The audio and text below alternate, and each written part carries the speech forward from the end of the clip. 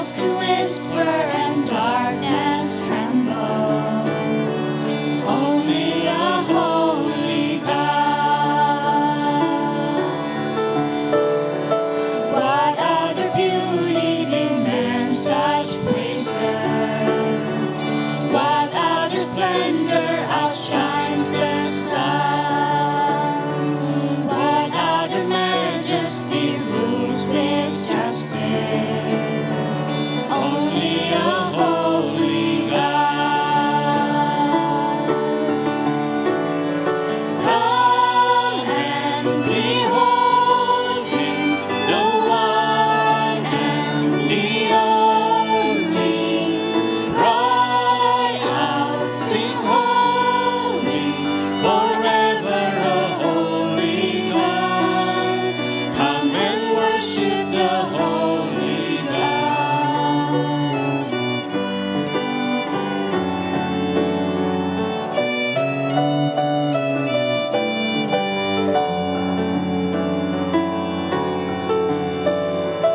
Who else could rescue me from my failing? Who else would offer His only Son? Who else invites me to call Him Father? Only a holy God. Only my holy God. Come and behold Him, the one and the only. Cry out, sing holy, forever a holy God. Come and worship the holy God. Come and behold Him, the one and the only. Cry out, sing holy, forever a holy God. Come and worship the holy God. Come and worship the holy God.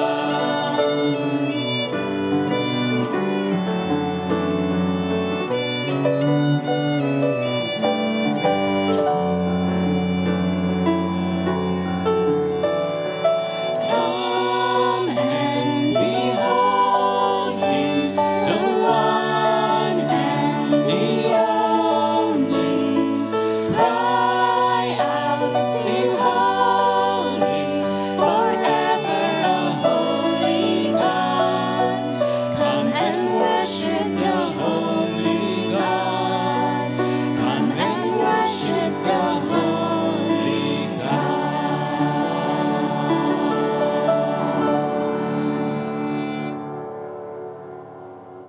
Saudara-saudara, kita sudah tiba di penghujung bulan yang ke-6 di tahun ini dan kita masih tetap dalam ibadah online ini, saudara. Tapi marilah tetap dengan hati sungguh, hati sukacita kita menyembah Dia. Saya undang semua bangkit berdiri, kita mulai ibadah kita dengan satu pernyataan iman bahwa pertolongan kita adalah di dalam nama Tuhan yang menciptakan langit dan bumi. Biarlah kasih karunia dan damai sejahtera dari Allah Bapa dan dari Tuhan Yesus Kristus menyertai saudara sekalian. Amin. Mazmur 99 ayat 9. Tinggikanlah Tuhan Allah kita dan sujudlah menyembah di hadapan gunungnya yang kudus. Sebab kuduslah Tuhan Allah kita.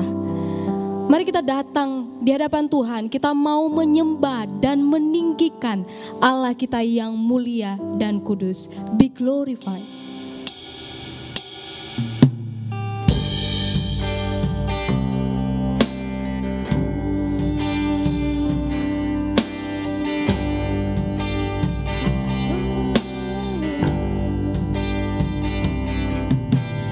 Glory to God in the highest, for your great and matchless name.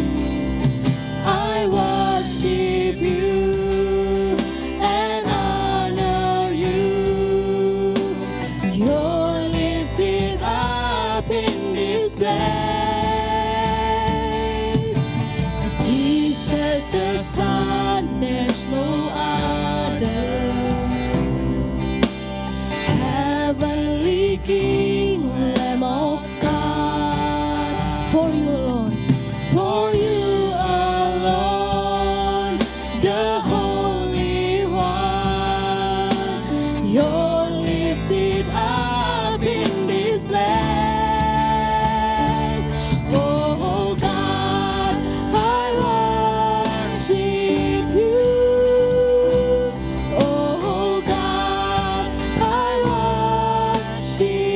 you. Be glorified and magnified, oh God, I worship you. Biarlah segala kemuliaan hanya bagi Tuhan. Glory to God in the highest. For your great and matchless name, I worship you, I worship you honor you, and honor you. oh, you're lifted up in this place. Jesus the Son, there's no other. Heavenly King, Lamb of God, for you alone, For you alone, Holy the One, Holy One, you're lifted up in this place. Oh God, I worship you. Oh God, I worship you. Be glorified and magnified, oh God, I worship you. Oh God, I worship you. Oh God, I worship you. Oh God, I worship you. Be glorified and magnified, oh God, I worship you.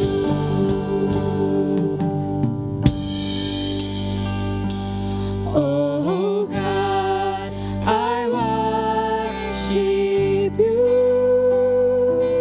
Oh God, I worship you. Be glorified and magnified, oh God, I worship you. We worship you, God. Oh God, we worship you. Oh God, we worship you. Be glorified and magnified, oh God, we worship you. Be glorified and magnified, oh God, we worship you. Be glorified and magnified, oh God, we worship you. Be glorified. Be glorified and magnified, oh God, we worship you. Kami datang menyembah-Mu, Engkau Allah yang mulia, Allah yang kudus. Biarlah ya Allah, kami yang datang di hadapan Tuhan dilayakkan oleh-Mu untuk menyembah, memuliakan-Mu. Dan biarlah penyembahan kami pada pagi hari ini sungguh menyenangkan hati-Mu saja. Ini doa syukur kami Tuhan. Kami naikkan kepada-Mu hanya di dalam nama Tuhan Yesus kami berdoa. Amin. Jemaat disilakan duduk kembali. Mazmur 51 ayat 3. Kasihanilah aku ya Allah, menurut kasih setia-Mu, hapuskanlah pelanggaranku menurut rahmat-Mu yang besar. Mari kita datang di hadapan Tuhan, menyelidiki setiap hati kita. Mungkin seringkali hati kita melukai hati Tuhan. Hati kita menjadi serong, hati kita mendua. Bahkan hati kita lebih memilih untuk menjadi serupa dengan dunia dibandingkan serupa dengannya. Datanglah padanya, minta Tuhan memulihkan setiap kita, dan minta supaya Tuhan membentuk kita menjadi serupa dengannya. Pulihkan.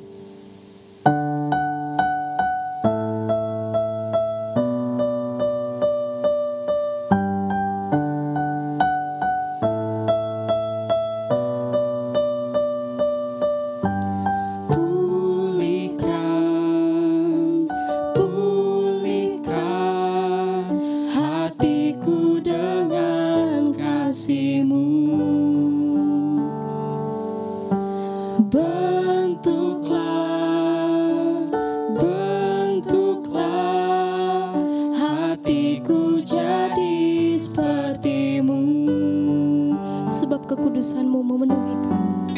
Kekudusan-Mu memenuhiku. Inilah kerinduan kami Tuhan. Tuhan, ini Kami rindu untuk diubah. ubah hatiku seperti hati-Mu. Kudus berkenan bagi-Mu.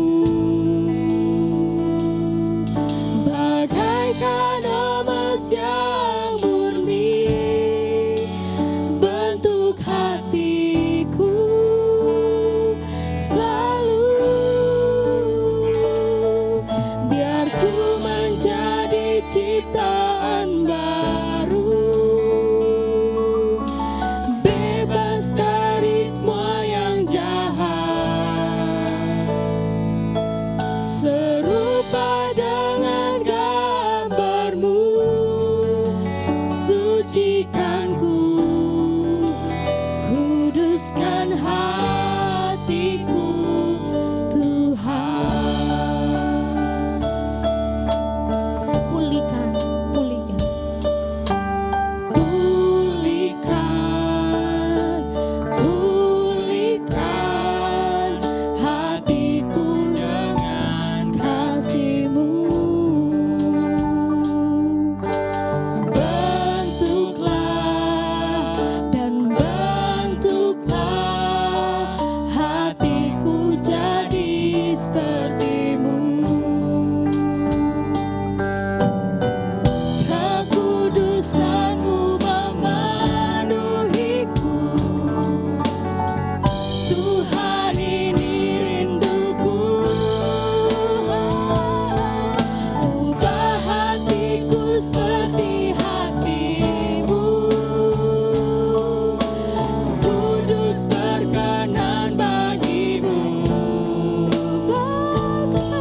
Bagaikan emas yang murni, bentuk hatiku selalu. Biar ku menjadi ciptaan baru, bebas dari semua yang jahat, serupa dengan gambar-Mu. Sucikanku, kuduskan hatiku. Ubah hatiku seperti hati-Mu. Kudus berkenan bagi-Mu. Bagaikan emas yang murni, bentuk hatiku selalu. Biar ku menjadi ciptaan baru, bebas dari semua yang jahat, serupa dengan gambar-Mu. Sucikanku, kuduskan hatiku.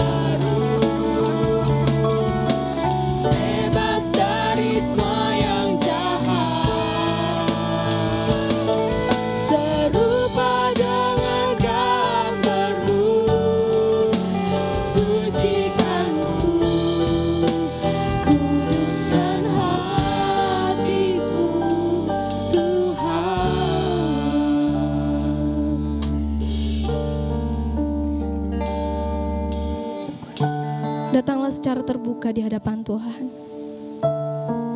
Mengakui setiap dosa kesalahan kita. Mengakui jikalau selama ini kita kerap kali menyakiti hati Tuhan.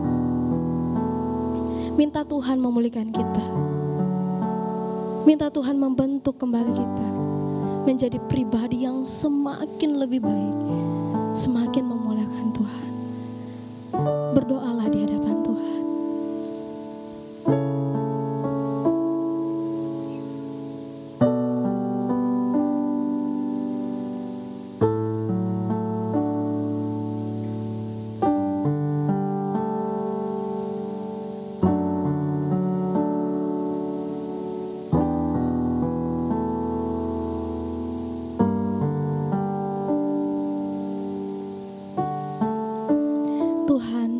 Inilah setiap kami yang datang di hadapan-Mu, mengakui dosa kesalahan kami, mengakui hati kami yang kerap kali melukai hati Tuhan. Kami tahu Tuhan, pengorbanan-Mu di atas kayu salib merupakan pemulihan yang paling besar, di mana Tuhan memulihkan kami, memulihkan relasi kami, sehingga kami punya relasi yang dekat dengan Tuhan. Kami terkoneksi dengan Tuhan. Kami punya persekutuan yang dekat dengan Tuhan. Terima kasih Tuhan untuk pengorbanan-Mu, untuk anugerah yang sudah Engkau nyatakan di atas kayu salib. Dan biarlah di dalam menjalani hidup yang masih Tuhan anugerahkan, kami dibentuk untuk semakin serupa dengan-Mu, bukan serupa dengan dunia. Semakin memuliakan-Mu, bukan memuliakan diri kami sendiri. Terima kasih Tuhan. Ini doa kami. Kami naikkan kepadamu, hanya di dalam nama Tuhan Yesus kami berdoa. Amin. Jemaat yang terkasih di dalam Tuhan, mari kita bersama-sama bangkit berdiri. Tuhan tidak hanya memulihkan setiap kita, tetapi Dia juga menyelamatkan kita. Dengan sukacita kita menaikkan pujian, You Save My Soul. You, my God, have saved my soul. I am yours forevermore. I won't be moved of this, I'm sure. You're my God, you saved my soul.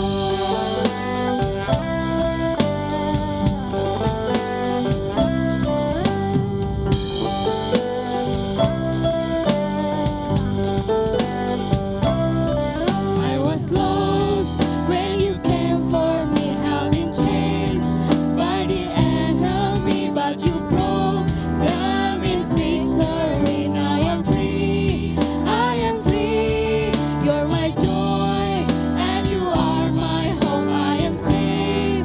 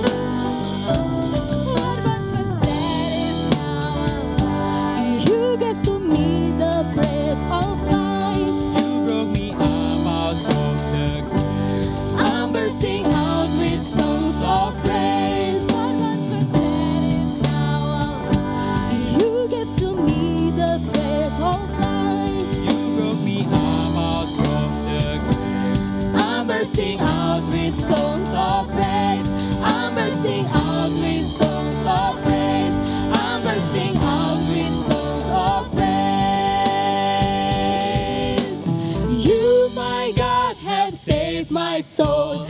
I am yours forevermore. I won't be moved of this, I'm sure. You're my God, you save my soul. You, my God, have saved my soul.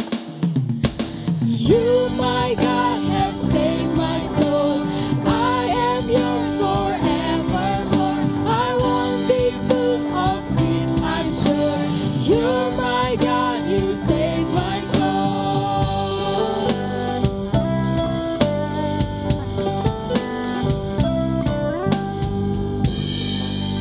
Kita akan bersama-sama mendengarkan firman Tuhan. Sebelumnya jemaat dipersilakan duduk kembali. Firman Tuhan akan disampaikan oleh Musa Riko. Saudara-saudara, hari ini kita akan baca dari Roma 8 ayat yang ke-7 sampai dengan ayat yang ke-13. Demikian firman Tuhan. Sebab keinginan daging adalah perseteruan terhadap Allah, karena ia tidak takluk kepada hukum Allah. Hal ini memang tidak mungkin baginya. Mereka yang hidup dalam daging tidak mungkin berkenan pada Allah. Tetapi kamu tidak hidup dalam daging, melainkan dalam roh. Jika memang roh Allah diam di dalam kamu. Tetapi jika orang tidak memiliki roh Kristus, ia bukan milik Kristus. Tetapi jika Kristus ada di dalam kamu, maka tubuh memang mati karena dosa. Tetapi roh adalah kehidupan oleh karena kebenaran. Dan jika roh Dia yang telah membangkitkan Yesus dari antara orang mati diam di dalam kamu, maka ia yang telah membangkitkan Kristus Yesus dari antara orang mati akan menghidupkan juga tubuhmu yang fana itu oleh rohnya yang diam di dalam kamu. Ayat 12. Jadi saudara-saudara, kita adalah orang berhutang, tetapi bukan kepada daging supaya hidup menurut daging. Sebab jika kamu hidup menurut daging, kamu akan mati. Tetapi jika oleh roh kamu mematikan perbuatan-perbuatan tubuhmu, kamu akan hidup. Amin. Saudara, hari ini tema kita adalah tentang ini, mematikan daging. Apa intinya saudara? Intinya adalah mengapa dan kemudian nanti di bagian yang kedua, bagaimana caranya mematikan daging. Saudara, apa sih maksudnya mematikan daging dalam konteks kitab Roma? Saya ingin mengajak kita sebentar, saudara, melihat gambaran besarnya sekali lagi bahwa kita sedang bahas tentang pengudusan atau pertumbuhan kita hidup sebagai anak-anak Allah. Jadi saudara, kita sudah lewati pendamaian, sudah pembenaran, dan kemudian Roma 8 ini kita sudah dapatkan satu kepastian, tidak ada lagi penalti, tidak ada hukuman. Tadi digambarkan dengan baik saudara ya, dalam satu pujian yang dibawakan oleh rekan-rekan, kita juga sudah menyanyikannya bahwa I won't be moved. For this I'm sure. Maksudnya saudara bahwa kita tidak akan bergeser dari kepastian akan status. Kita tidak lagi menerima neraka ketika kita percaya, ketika kita ada di dalam Kristus. Nah, sesudah ada kepastian itu, sesudah dilahirbarukan, kita hidup sebagai anak-anak Tuhan. Dan kita hidup dalam kekudusan karena untuk itulah Kristus mati, saudara, supaya kita hidup suci. Sekarang apa itu hidup suci? Bagaimana kita bertumbuh sesungguhnya? Nah, pertama-tama saudara, kita sudah belajar di minggu yang lalu bahwa kita memikirkan atau kita melepaskan keinginan daging mulai dengan memikirkan roh, keinginan-keinginan roh. Dengan cara to unlearn, kita melepaskan yang lama, mengganti dengan firman Tuhan. Sekarang saudara, di ayat yang ke-7, 8, Roma 8 ayat 7 tadi berkata begini. Sebab keinginan daging adalah perseteruan terhadap Allah karena ia tidak takluk kepada hukum Allah. Hal ini memang tidak mungkin baginya. Apa itu seteru sebetulnya saudara? Seteru secara gampang artinya musuh saudara ya, atau hostile, sesuatu pertentangan antara kita dengan Allah. Nah, Roma 8 ayat 7 secara sederhana, secara gamblang menyatakan bahwa pikiran dosa atau yang kita sebut sebagai keinginan daging adalah perseteruan dengan Allah, adalah musuh Allah. Apa maksudnya saudara?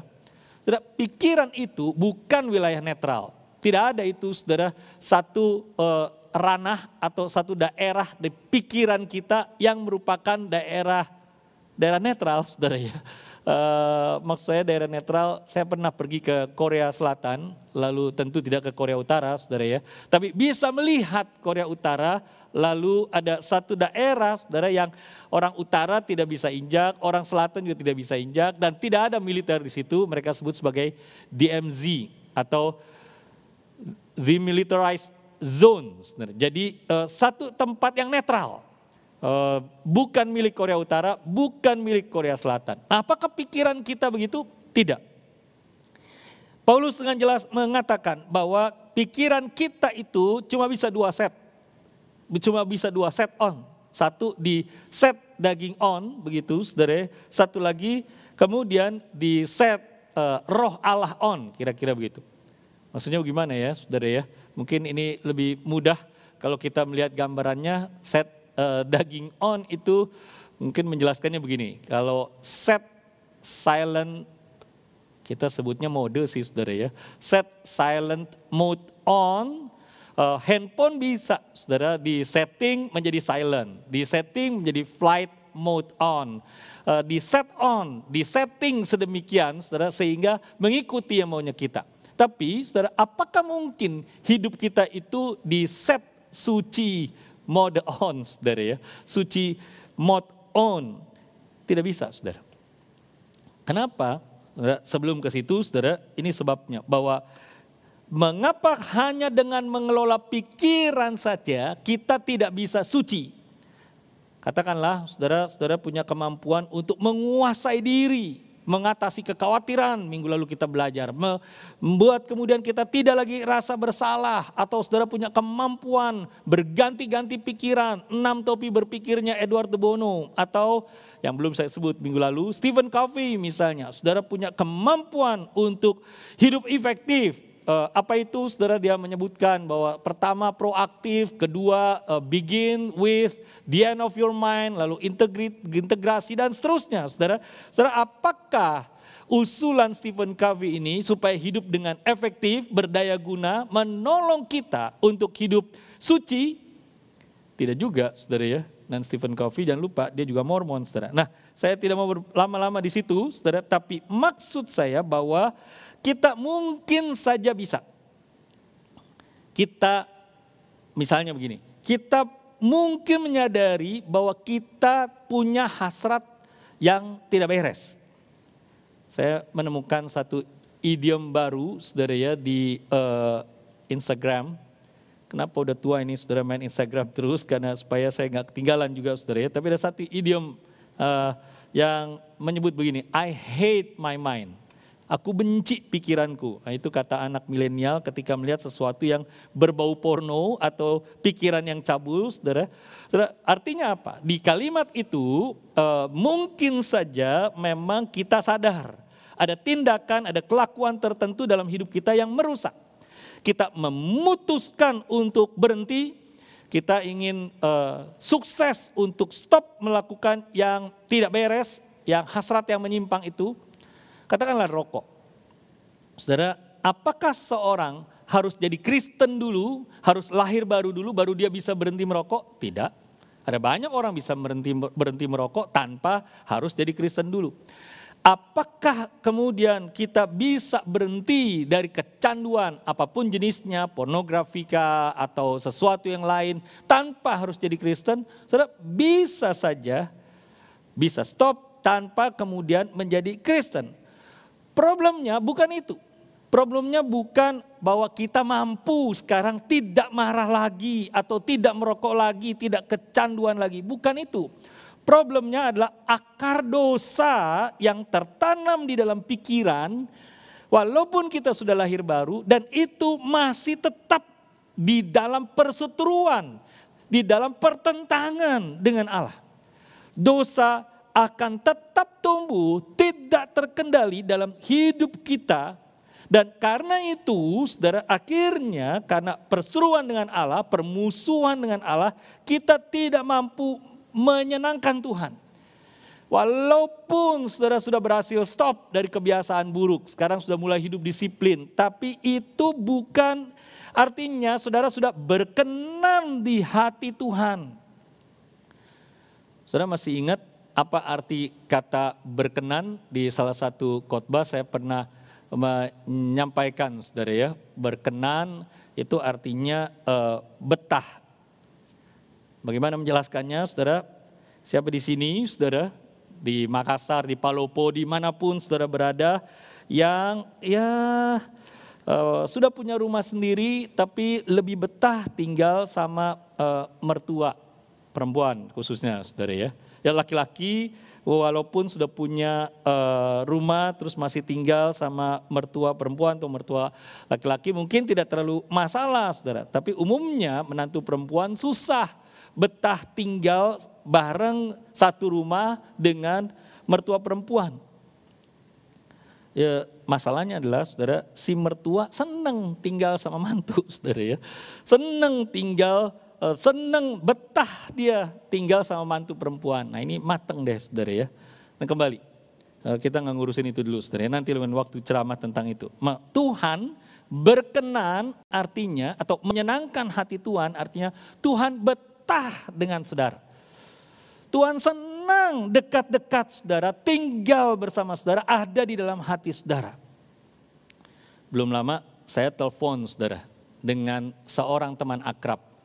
Pendeta juga, umurnya sama saudara, tapi dia tinggal di Amerika. Saudara tahu saya teleponan berapa lama dengan dia? 3,5 jam saudara ya. Istri saya bolak-balik dari atas turun ke bawah, lihat saya masih telepon, semua bilang gini, heran sama teman bisa telepon 3,5 jam, betah amat, sama istri 3,5 menit. Enggak lah saudara, jangan dilanjutkan saudara. Tapi maksud saya adalah itulah berkenan, betah saudara. Itu sebabnya kemudian di ayat yang ke-8 dikatakan oleh firman Tuhan bahwa mereka yang hidup di dalam daging tidak mungkin berkenan kepada Allah. Allah tidak betah tinggal di dalam diri dan hidup di dalam orang yang masih mengikuti keinginan daging. Jadi Allah sudah diam, roh Allah diam saudara di dalam diri kita karena kita diperbaharui. Tapi kemudian Tuhan tidak senang, saudara, tidak kerasan. Nah apalagi kemudian kalau kita belum lahir baru saudara. Jika semata-mata tergantung pada kemampuan kita sendiri menyucikan hati, kita sama sekali tidak bisa hidup dengan cara yang sedemikian rupa. Kemudian akhirnya Sang Pencipta itu mau masuk dalam diri kita, setuju dan menerima kita, apalagi betah sama kita, saudara. Nah sekarang masalahnya kita sudah lahir baru, dia ada tapi tidak berkenan. Mengapa demikian, saudara? Karena pikiran kita mengarahkan pada tindakan dan keputusan yang berasal dari tadi, saudara, perseteruan, permusuhan terhadap dia, jadi selalu bertentangan dengan dia.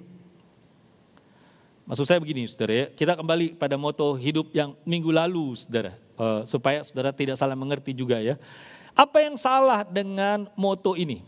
The best version of me. Atau apa yang salah dengan hidup sukses?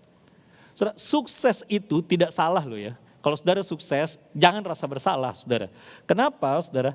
Masa orang sukses tidak boleh begitu ya. Kalau saudara sukses merupakan satu berkat Tuhan, reward dari Tuhan, akibat dari saudara kerja keras, dari bagaimana saudara merespon panggilan Tuhan dalam pekerjaan, dalam berusaha, tidak masalah. Tapi kalau saudara dijajah oleh pikiran, keinginan untuk semata-mata sukses, sehingga firman Tuhan tidak menguasai saudara, disinilah kemudian saudara disebut tadi dijajah oleh keinginan daging. Jadi sukses yang karena mengikuti keinginan daging, bisa nggak saudara dapat? Bisa saja saudara. Tapi berbeda dengan sukses yang adalah berkat yang dari Tuhan. Jadi jangan sampai, maksud saya, demi sukses saudara tidak peduli kepada firman yang Tuhan mau kemudian kita ikuti. Karena kita sudah dilahirkan kembali. Jadi saudara, ada banyak hal yang bisa kita aplikasikan. Bagaimana dengan investasi misalnya? Bagaimana dengan passive income? Masalahnya adalah saudara dijajah oleh pikiran itu atau tidak, dikuasai atau tidak. Saudara terus menerus memikirkan itu, akhirnya tidak lagi pusing soal pelayanan, tidak lagi pusing soal mengabarkan Injil tentang jiwa-jiwa yang terhilang. Saudara akhirnya dikuasai sedemikian rupa. Nah, apakah, by the way soal passive income, saudara, saya tidak katakan bahwa investasi itu salah, tapi apakah passive income merupakan cara kita merespon panggilan Tuhan dalam amanat yang pertama sebelum amanat agung, yaitu mandat kerja. Nah, saya tidak mau terjebak di sini, tapi masalahnya begini, saudara. Orang dapat saja, saudara, kemudian memiliki pikiran yang baik. Dapat saja. Bisa saja ia melakukan tindakan yang benar berdasarkan norma-norma masyarakat. Tetapi dirinya sendiri walaupun kelihatan sebagai orang baik, orang saleh, tidak dapat menyenangkan hati Tuhan karena saudara yang dipikirkan atau dilakukan dalam perseteruan dengan Allah, dengan Tuhan. Supaya tidak muter-muter, saya kasih contoh saja, saudara ya. Ini, saudara pernah dengar nama ini atau panggilan ini? Guru Injil Joe, bukan, saudara ya, bukan Guru Injil Joe. Ini G.I. Joe,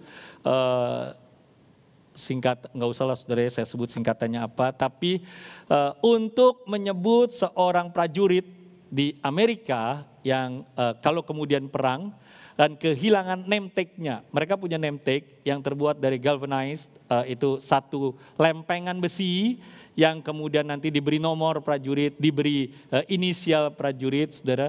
Kalau ketemu sudah jadi mayat, nah lempengan besi itu kemudian memberikan inisial, ini orang atau ini mayat siapa namanya yang mati di medan perang. Nah kalau tidak ada lempengan besi itu, kalau tidak ada name tag-nya bagaimana? Dia disebut sebagai G.I. Joe atau Guru Injil Joe tadi, saudara ya. Atau kalau mayat bagaimana, saudara? Mayat itu disebut John Doe, atau kalau perempuan Jane Doe.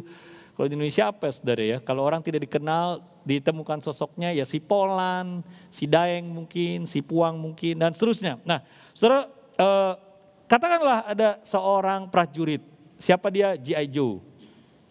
Dia disiplin, dia setia, dia rajin, dia punya banyak tanda kehormatan, kecakapan. Pokoknya dia the best soldier ever. Dia sangat loyal, selalu dapat diandalkan, setia kawan, termasuk setia kepada komandan, teman sekompi, gugus tugas. Dia selalu jaga kehormatan pasukan, korps, seragamnya dengan sungguh-sungguh, dan seterusnya, saudara. Pokoknya G.I. Joe lah dia, saudara ya. Nanti nonton filmnya G.I. Joe itu maksudnya apa, saudara. Nah, saudara, berarti dia seorang prajurit yang baik. Problemnya, saudara, masalahnya adalah dia salah gabungkan diri. Dia tergabung di dalam pasukan pemberontak.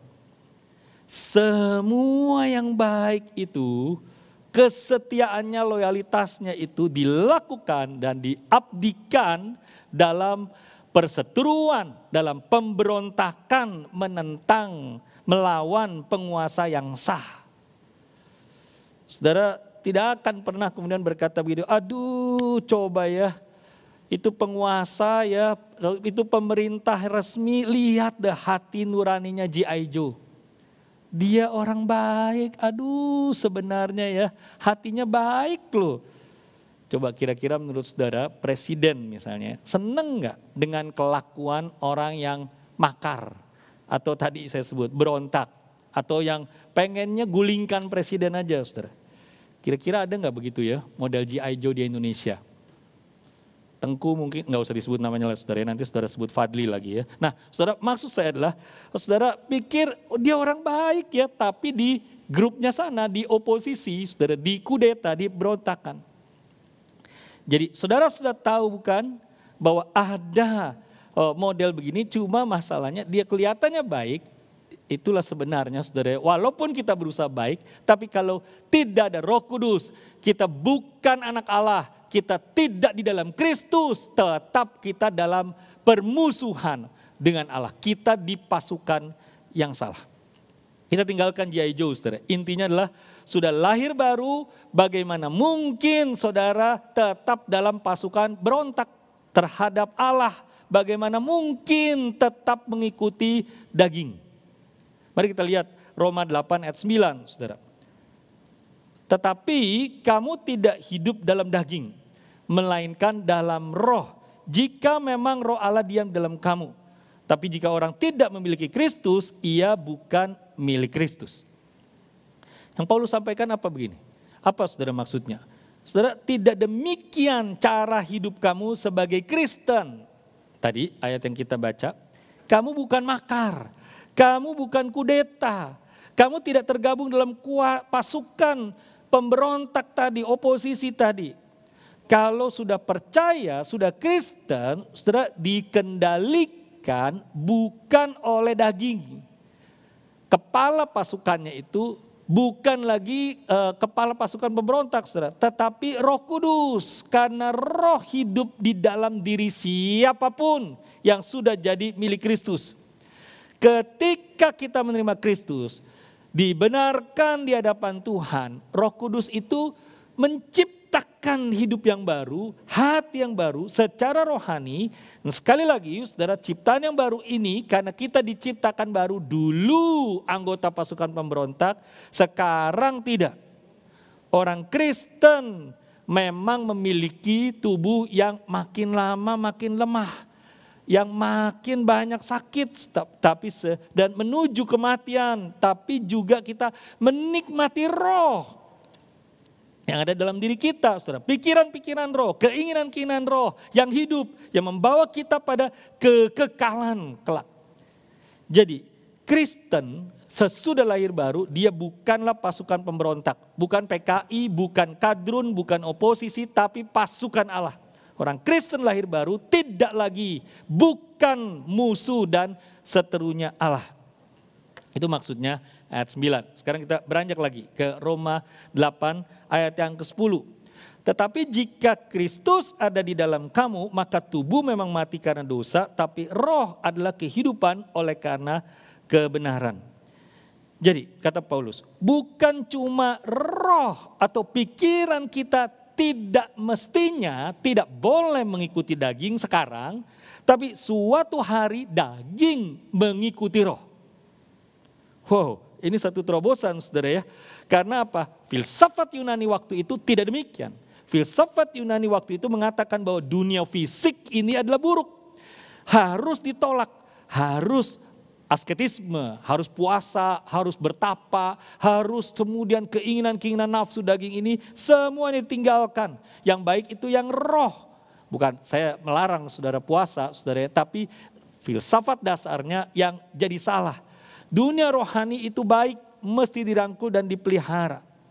Nah ayat 11, saudara, membalikkan konsep alam pikir Yunani tadi. Saya bacakan.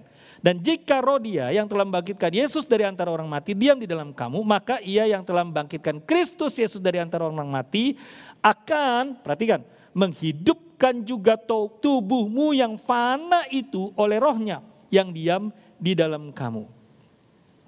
Dari ayat ini jelas, satu hari bahkan tubuh kita akan benar-benar diperbaharui dan dihidupkan oleh roh. Itu sebabnya saudara, bahwa satu saat kelak daging akan mengikuti roh. Atau tubuh mengikuti roh, kalau boleh saya sebut begitu saudara. Jadi tidak ada dualisme di dalam Alkitab, di dalam kitab suci, di dalam kekristenan seperti filsafat Yunani. Tubuh itu baik. Karena itu saudara, bodybuilding tidak masalah, yang jadi masalah itu body shaming saudara ya. Jadi tubuh itu baik, harus dirawat, roh itu juga baik di hadapan Tuhan. Yang ciptakan adalah Tuhan. Satu saat kelak, dua-dua akan disempurnakan. Meskipun demikian saudara, untuk saat ini masih ada di dalam diri kita sisa sifat dosa. The remain of sark, the remain atau sifat dosa yang tertinggal. Dan itu yang menjadi musuh, itu yang kemudian saudara ketika kita hidup bertumbuh sebagai anak Allah, kita menghadapinya. Bahkan ketika kita menantikan tubuh yang baru kelak, kita harus kemudian, ayat 11 tadi mengatakan apa? Mematikan perbuatan-perbuatan yang salah, kelakuan-kelakuan yang salah dari tubuh. Mari kita lihat Roma 8 ayat 13, saudara. Roma 8 ayat 13 berkata, sebab jika kamu hidup menurut daging, kamu akan mati. Tetapi jika oleh roh kamu matikan perbuatan-perbuatan tubuhmu, kamu akan hidup. Kita belajar sedikit, saudara ya, Bible study sedikit bahasa Yunani. Nggak usah saya bacakan lah saudara ya, bahasa Yunaninya, cara bacanya ada di bawah. Egar, kata sarkazite, dan seterusnya. Tapi saudara begini masalahnya. Beda antara orang Ibrani, perjanjian lama kita, saudara, lalu perjanjian baru. Orang perjanjian lama untuk menekankan sesuatu itu mengulang kata. Jadi kamu begitu saudara. Berarti yang dia maksud adalah beneran kamu. Orang Yunani ketika menekankan sesuatu, dia saudara bukan kemudian mengulang atau membuat kalimat pertanyaan. Tetapi memindahkan kata itu di depan. Jadi aturan seperti bahasa Indonesia, subjek, predikat, objek, dan keterangan tidak berlaku buat orang Yunani. Kenapa? Semau-maunya dia aja saudara. Memindahkan kata, mana yang penting itu duluan disebut. Bagaimana kemudian orang memahaminya? Orang udah ngerti sendiri saudara ya, apa yang dimaksud oleh orang Yunani. Saudara perhatikan tadi di ayat dalam bahasa Yunani, Paulus menyampaikan sesuatu yang menarik. Daging itu hidup. Tapi kalau dibiarkan hidup, dia sedang mati sebetulnya. Sark is dying. Atau daging itu sekarat. Sebaliknya kalau kamu mematikan tubuh, nah ini permainan kata Paulus bahwa daging tadi diganti dengan tubuh. Kalau kamu matikan tubuh, tubuh sedang hidup.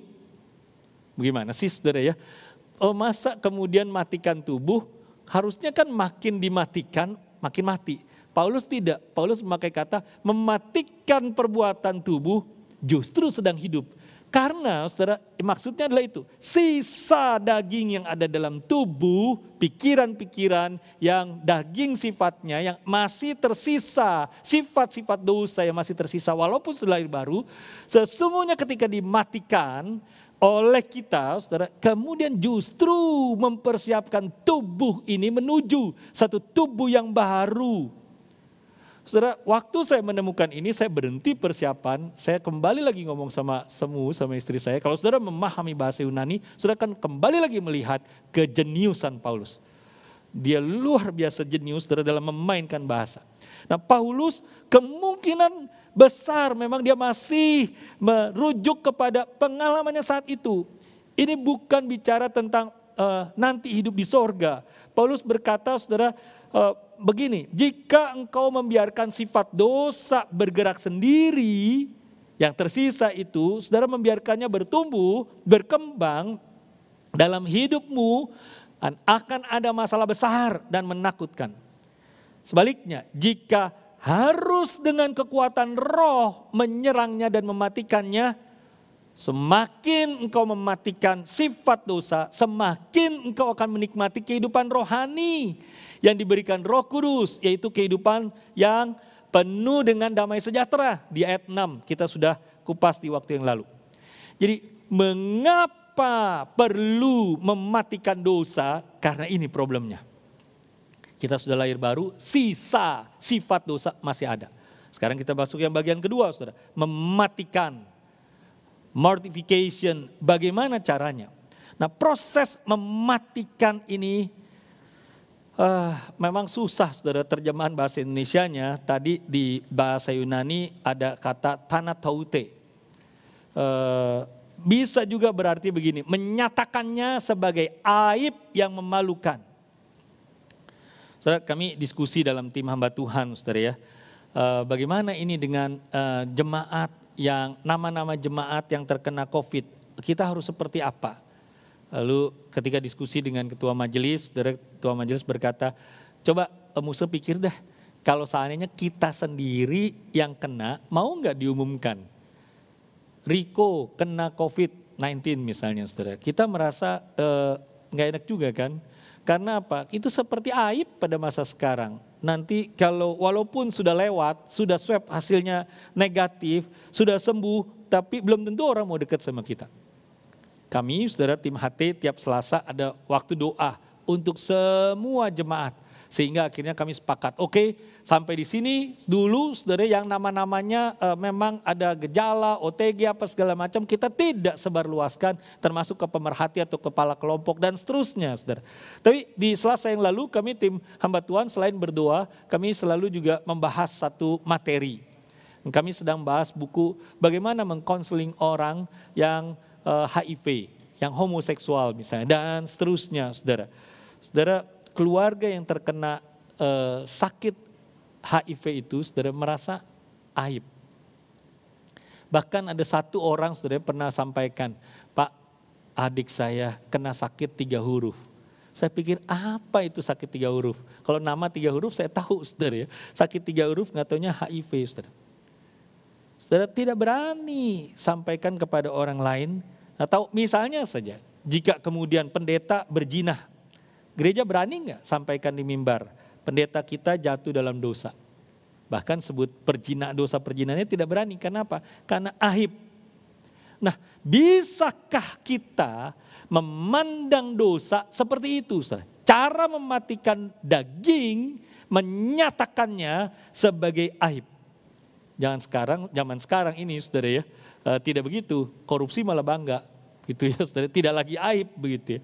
Nah saudara, jadi apa sebenarnya yang dimaksud oleh ayat 12 dan 13 ini dan bagaimana melakukannya saudara? Pertama, cara kita mematikannya dengan perlawanan yang kejam.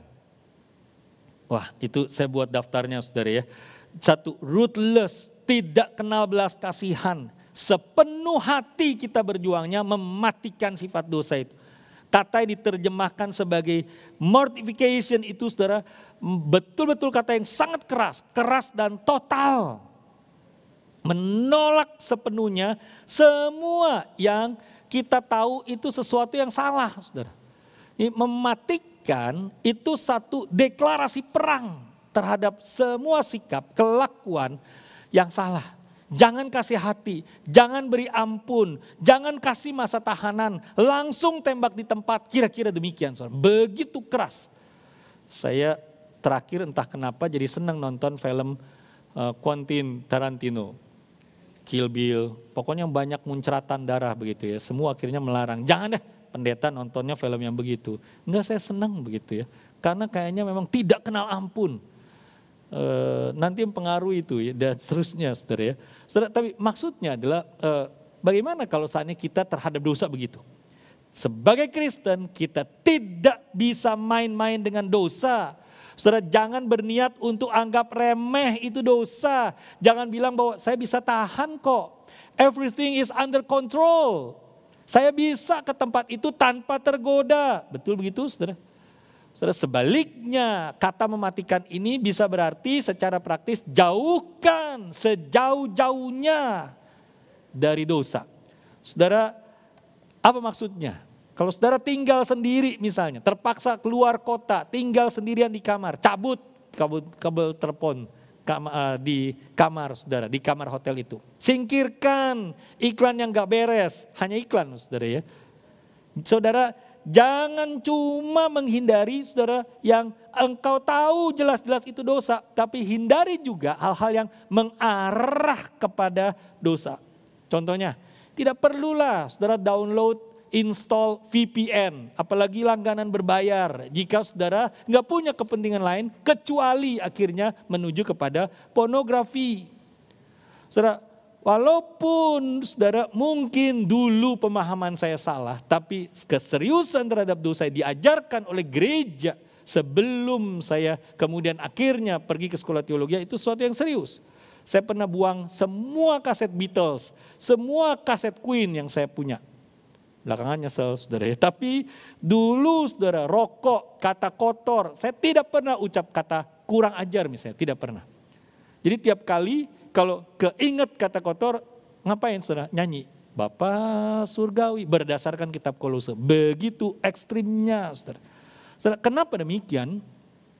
Ini sebenarnya juga diajarkan Alkitab, bukan cuma aliran gereja tertentu, saudara. Karena cuma dua kemungkinan, dosa yang mati atau dosa hidup dan saudara dan saya yang mati. Artinya adalah kemudian kerohanian kita tidak bertumbuh dan berdampak pada kekekalan. Yang kedua, bagaimana caranya mematikan? Saudara, caranya mematikan yang kedua adalah mengubah motivasi kita dengan Roma 8 ayat 12 nih saudara. Jadi tadi kita loncat ke Roma 8:13, karena ayat 12 kita mundur sedikit. Jadi saudara-saudara, kita adalah orang berhutang, tapi bukan kepada daging supaya hidup menurut daging. Apa artinya saudara? Yang diubah itu motivasi di dalam. Saat ada niat berdosa, ingatlah Injil. Kita ini, saudara dan saya ini orang berhutang. Proses penghancur leburan dosa itu saudara ternyata lebih dalam daripada sekedar menolak perilaku dosa. Mulainya menolak dosa itu jauh dalam lubuk hati, dalam motif hati kita. Seperti yang tadi ayat 12 katakan, bahwa Paulus memberitahu bahwa kita ini ditebus oleh kebenaran Kristus. Satu saat kelak kita benar-benar dibebaskan dari semua kejahatan, semua kesakitan di dalam kebangkitan tubuh kita. Kemudian Paulus berbalik dan menyimpulkan kita punya hutang. Hutang itu adalah satu kewajiban yang mesti dibayar. Ini yang saya maksud tadi, inilah maksudnya motif Injil. Yang Paulus maksud, jika kita ingat apa yang Kristus telah lakukan dan akan lakukan untuk kita, kelak membangkitkan kita, tubuh dan roh kita, maka sudah seharusnya kita mengasihi, mengucap syukur dengan melayani dia, dengan mengenal dia. Kenapa? Kita hutang budi yang besar dan tidak mungkin terbayarkan. Paulus menyatakan bahwa dosa itu hanya dapat ditebang kalau ditebang dari akarnya. Jika kita terus menerus, caranya bagaimana? Kita membongkar, kita membuka diri, kita memperlihatkan. We do expose to Christ. Saudara, kenapa? Karena kasih Kristuslah yang tidak terbayangkan itu ketika diperhadapkan dengan dosa kita. Exposure itu atau pembongkaran itu merangsang akhirnya gelombang ucapan syukur, rasa terima kasih dan perasaan berhutang diri. Dosa hanya bisa tumbuh di tanah yang mengasihani diri dan perasaan Tuhan yang hutang sama saya. Hati-hati loh saudara. Maksud saya mengasihani diri itu apa saudara ya? Saya dapat cobaan yang tidak adil.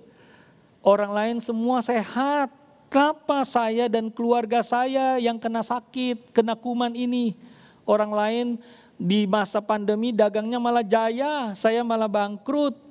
Saya tidak dapat apa yang saya butuhkan. Hidup saya, saudara, akan berbeda caranya begini kalau saya baca saudara ya. Satu saat kalau saya meninggalkan Makassar, saya punya cita-cita mengarang buku judulnya Misteri Kata Kodong. Saudara ya. Karena kodong itu apa artinya saya pikir-pikir ya. Ya kasihan, oke saudara, tapi kalau pada diri sendiri bagaimana? Aduh saya jatuh tadi kodong, begitu ya saudara. Atau kalau kepada orang lain itu empati kita, tapi pada diri sendiri self pity loh saudara. Mengasihani diri sendiri. Coba ya, saya ulangi ya. Aduh saya dapatkan cobaan yang tidak adil dari Tuhan kodong. Atau aduh orang lain semua sehat, saya sekeluarga sakit kodong. Aduh orang lain dagangnya jaya, tapi saat COVID saya malah bangkrut kodong. Itu mengasihani diri saudara. Saudara, itu tempat subur dari dosa untuk bertumbuh saudara. Kodong lagi saudara, kodong lagi. Jadi seolah-olah saya berhak mendapatkan semua yang baik saja. Kalau tidak baik menurut ukuran saya tidak mau terima. Bahasa Jermannya apa saudara tahu? Bokamguan sebenarnya artinya. Saudara cari sendiri apa artinya. Tapi Paulus saudara mengingatkan kepada kita. Kita ini Tuhan itu tidak pernah berhutang kepada kita. Kita ini yang berhutang kepada Tuhan dan ingatkan itu. Jika saudara terendam dan basah senantiasa di dalam ingat-ingatan akan samudra rahmat kasih karunia Allah. kita senantiasa tahu, terus-menerus diampuni, dibersihkan. Kita selalu bermandikan kasih karunia Allah. Saudara, bukan mandi atau cuci bersih dosa, saudara ya, itu kan. Ada orang yang mengajarkan begini, kalau habis berdosa dan kemudian rasa bersalah, khususnya dosa perzinahan, mandi basah aja begitu. Alkitab tidak mengajarkan begitu. Mandi, saudara, tidak bisa menghapuskan dosa. Cuma rasa fisik bersih, tapi tidak menghapuskan dosa. Yang cuma bisa hapuskan dosa adalah kalau kita bermandikan, berbasahkan, dibersihkan bukan oleh air waktu mandi, tapi oleh darah Kristus saja. Ingat saudara bahwa kalau kita ingat senantiasa ini melemahkan serangan si dosa pada tingkat motivasi. Jadi yang paling dasar di dalam diri. Kita berhutang pada darah Yesus.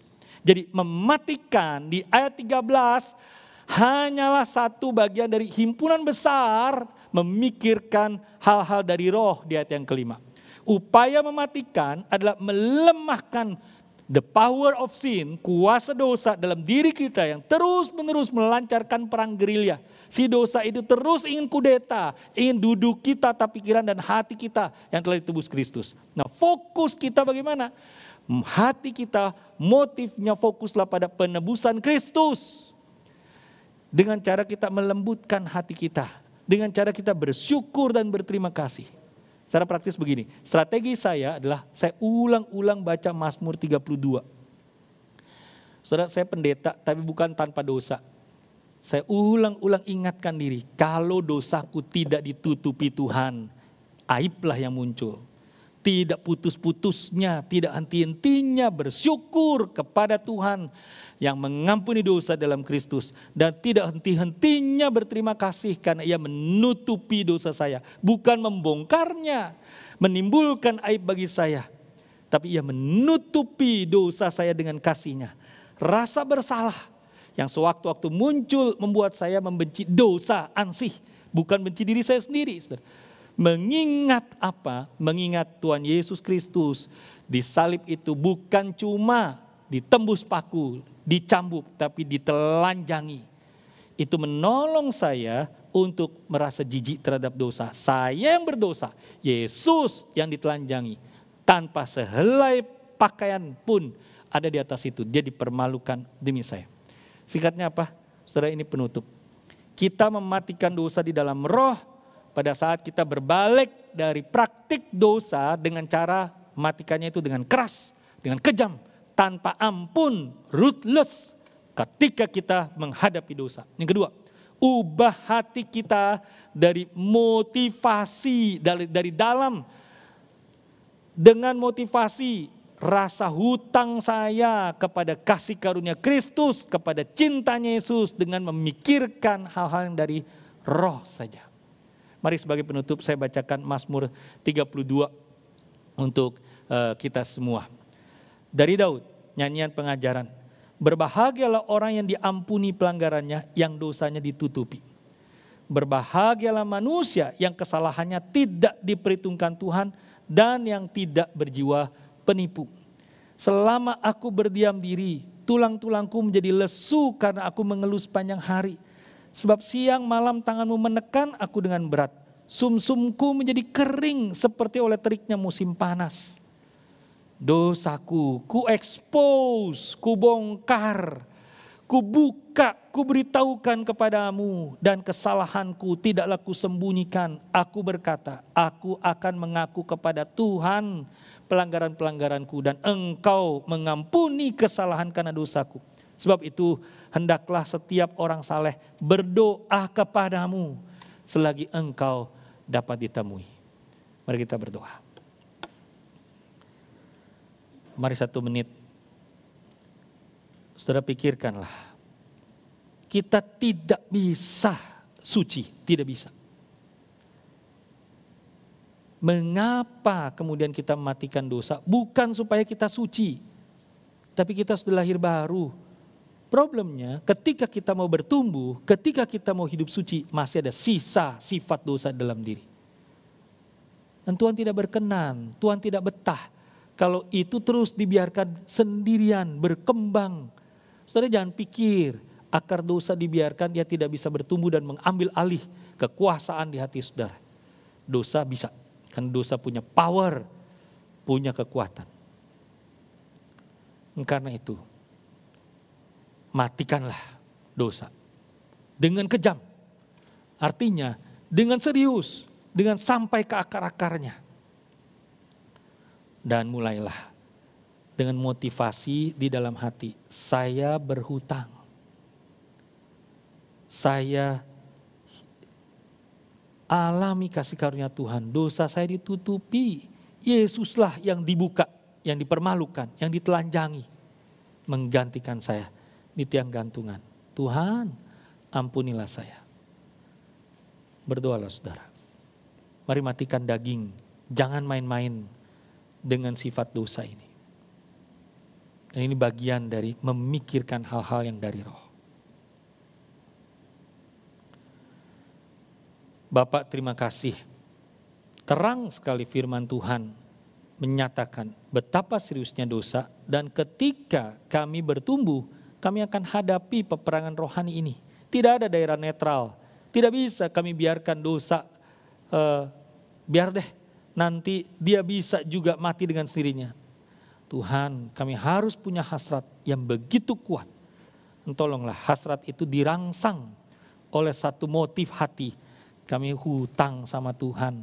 Tuhan ampuni dosa kami terlalu banyak, terlalu sering, tidak terhitung, tidak terbayangkan. Oleh karena itulah, karena kami hutang sama Tuhan, kami mau hidup suci, kami mau mengasihi Tuhan, kami mau mengenal Engkau lebih dalam, kami mau melayani Tuhan, melayani pekerjaan Tuhan. Terima kasih Tuhan, berkati setiap hamba-hambamu yang sedang bertumbuh. Dalam nama Yesus, amin. Saudara-saudara, sebelum saya menyerahkan kepada tim lagi, saya ingin menyampaikan beberapa hal saudara dalam penggembalaan, warta penggembalaan. Pertama, terima kasih untuk The Theos yang sudah mempersembahkan pujian indah, dua-dua lagu. Tadi yang lagu juga yang dalam bahasa Inggris dan lagu yang dipersembahkan oleh The Theos itu dinyanyikan oleh City Alight, saudara ya, dan lagu yang indah.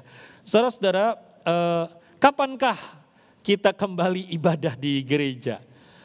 Tanggal 19 Juli. Tidak saudara ya, belum tentu tanggal 19 Juli itu jemaat GKY di Jakarta dan sekitarnya akan mulai ibadah konvensional itu rencananya tanggal 19 Juli kecuali ada hal-hal yang tidak terduga. Misalnya Jakarta memerah lagi atau menghitam lagi, itu mungkin saja kemudian tidak jadi lagi ibadah konvensional tanggal itu. Nah bagaimana dengan Palopo? Palopo mungkin bisa, saudara, karena angka penderita COVID hanya 5 orang di kota Palopo dan kita doakan untuk rencana new normal itu, saudara ya. Nah Makassar masih tunggu, perlu doa dan semua persiapan, banyak sekali hal teknis. Saudara berdoalah, kita pasti ingin bersama-sama seluruh GKY 19 Juli. Tapi kalau situasi tidak memungkinkan, saudara kita tetap seperti ini ibadahnya ya. Nah, karena persiapan teknis bukan cuma sekedar cuci tangan kalau sebelum masuk ke gereja, nanti nyanyi bagaimana, saudara pakai masker atau tidak, jaga jarak, apakah setiap orang, keluarga apakah harus jaga jarak, siapa yang boleh datang kebaktian dulu, pasti yang riskan tidak, anak-anak dan usia senior tidak, bagaimana perjamuan kudus, bagaimana baptisan yang sudah tertunda 1 bulan dan seterusnya. Jadi saudara doakan, majelis juga yang memikirkan semua ini.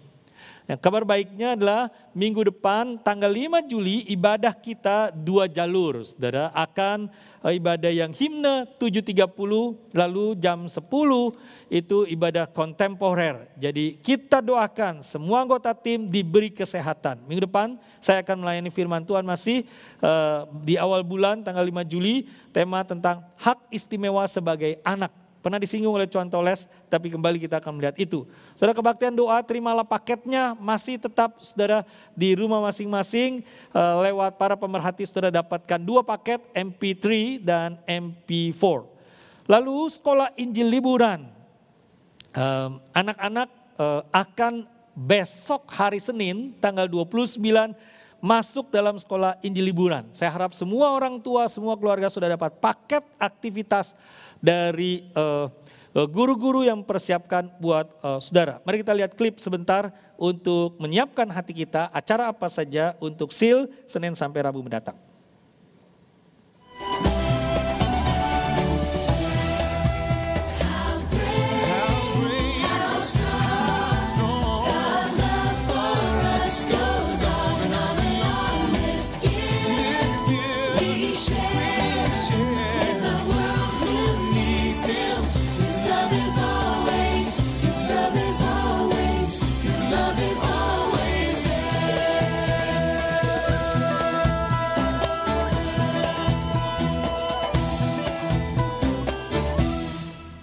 Sampai jumpa besok di Roma Virtual, saudara ya. Nah, saudara, ada hal, saya minta waktu sedikit, saudara, tentang IPK. Saudara-saudara, kita bersyukur karena terus dikembangkan, khususnya kelompok bermain TKA, TKB, sekarang bahasa pengantarnya bahasa Inggris, guru-guru khusus dileskan bahasa Inggris.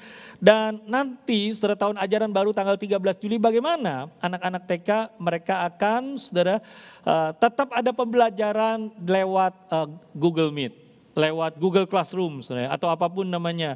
Nah, saudara, ini ada sesuatu yang saya boleh umumkan, saudara, dan sesuatu yang penting buat kita. Jangan merasa bahwa, aduh, anak nanti sama aja bohong lah, masih belajarnya dari rumah. Tidak, saudara. Tidak buang uang. Home learning system yang dibuat oleh IPK dirancang sedemikian rupa, bahkan saudara tidak perlu bayar untuk paket pendidikannya. Jadi saudara, ada diskon 30% khusus untuk KB, kelompok bermain sampai TK. Masih terbuka, saudara, untuk pendaftaran ini, dan saudara bisa beli nanti alat-alat lewat aplikasi, langsung dikirim oleh sekolah, saudara ya. Dan di kali ini memang menarik, saudara, sekolah itu tidak buang uang. Anak kelompok bermain itu usia emas belajar. Mereka akan belajar disiplin dengan sekolah yang sistemnya home learning. Bukan homeschooling, tapi home learning system ini. Digilir nanti disiplin belajar entah jam 7.30 atau 8.30 atau 9.30. Dan anak-anak sejak mereka masih usia emas itu dapatkan asupan rohani. Ada guru-guru yang cerita kepada anak-anak di setiap minggu, kira-kira 30 menit sudah cerita rohani. Anak-anak juga bisa sosialisasi lewat Google Meet, mereka juga Gmeet itu, saudara, mereka juga nanti dibagi kelompok 5 sampai 6 orang. Sejak mereka kecil mereka belajar sosialisasi. SD, SMP, saudara, tidak naik uang sekolahnya, bahkan ada diskon 10% saya dengar ya. Nah, saudara-saudara, kali ini IPK karena home learning, saya dengar yang mendaftar bukan cuma mereka siswa SMP yang dari Makassar, dari Bantaeng, dari luar kota Makassar akan sekolah di IPK, saudara. Karena sistemnya home learning. Ini luar biasa, saudara. Pandemi membuat sistem jadi terbuka begini. Doakan untuk SMA, rencana pembangunannya nanti di Oktober 2020, saudara ya. Baik, itu saja, saudara, persembahan lewat QR atau nomor rekening ada di situ. Ruang tolong menolong masih dibagikan oleh Pak Sadrah, juga renungan tiap hari dibagikan lewat telepon gereja. Itu saja, saya serahkan kepada worship leader dan tim untuk menolong kita masuk dalam persembahan. Saat ini kita akan memberikan persembahan kita yang terbaik untuk Tuhan. Sambil kita memberikan persembahan kita menaikkan pujian, kirimlah cahayamu. Biarlah hidup kita sebagai anak-anak terang rindu untuk terus bercahaya dan bersinar di tengah kegelapan. Kirimlah, kirimlah, kirimlah, kirimlah, kirimlah, kirimlah cahayamu. Kirimlah, kirimlah, kirimlah, kirimlah, kirimlah, kirimlah cahayamu. Kirimlah cahayamu.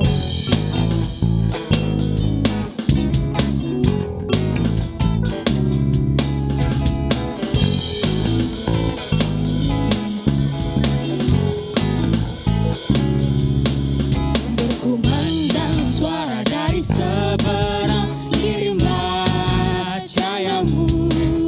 Banyak jiwa dalam dosa mengerang, kirimlah cahayamu.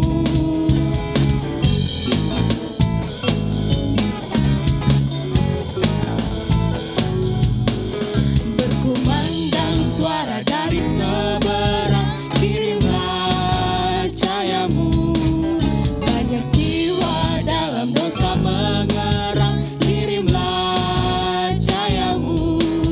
Kirimlah pelita Injil menyentak yang terlelap. Kirimlah pelita Injil menyentak yang terlelap.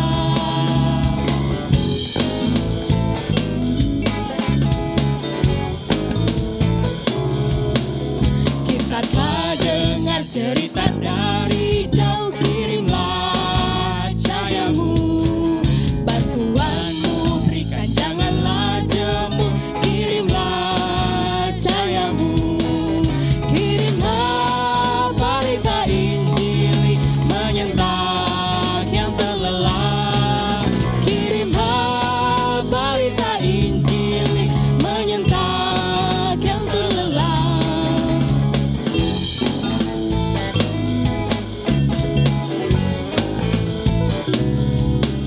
Jangan kita tinggal diam mendengar, kirimlah cahayamu. Injil Tuhan haruslah kita sebar, kirimlah cahayamu. Kirimlah cahayamu. Pelita Injil menyentak yang terlelap. Kirimlah pelita Injil menyentak yang terlelap. Kirimlah pelita Injil menyentak yang terlelap. Kirimlah pelita Injil menyentak yang terlelap.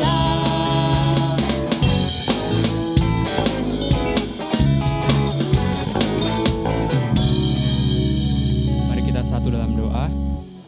Tuhan, terima kasih untuk kesempatan kami boleh mendengarkan firman Tuhan. Dan tadi juga kami sudah boleh memberikan persembahan yang terbaik untuk Tuhan.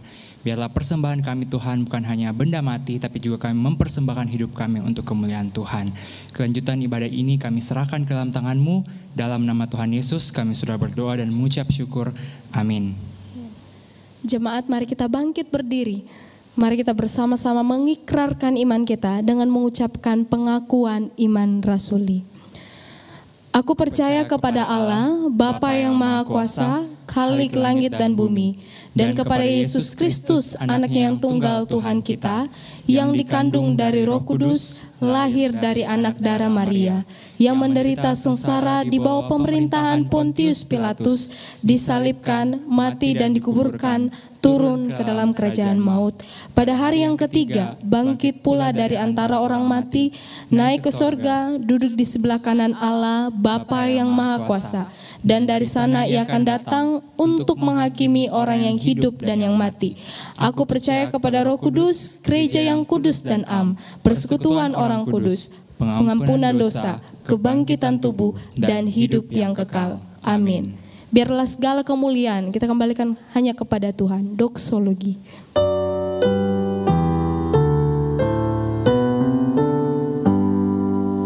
Puji Allah Bapa Putra, puji Allah Roh Kudus, ketiganya yang esa. Pohon selamat, sumber berkat.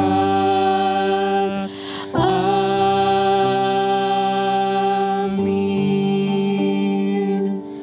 Saudara-saudara, pesan firman Tuhan hari ini, matikanlah sisa sifat dosa dalam hidup saudara demi kemuliaan Allah. Angkat hati saudara, terimalah berkatnya. Biarlah kasih karunia dari Allah Bapa yang tiada taranya itu terus dicurahkan dalam hidup mengampuni setiap dosa. Yesus Kristus yang hatinya penuh belas kasihan menolong saudara untuk hidup dalam damai sejahteranya. Dan Allah Roh Kudus akan tetap bertahta di dalam hati, menolong saudara untuk memerangi daging, sifat-sifat dosa yang tersisa, sampai akhirnya kelak saudara diberikan tubuh yang baru, roh yang disempurnakan di dalam kekekalan. Berkat Allah Tritunggal ini menyertai mulai sekarang, seterusnya sampai kiamat tiba. Tuhan Yesus datang kedua kalinya, bahkan sampai selama-lamanya. Amin.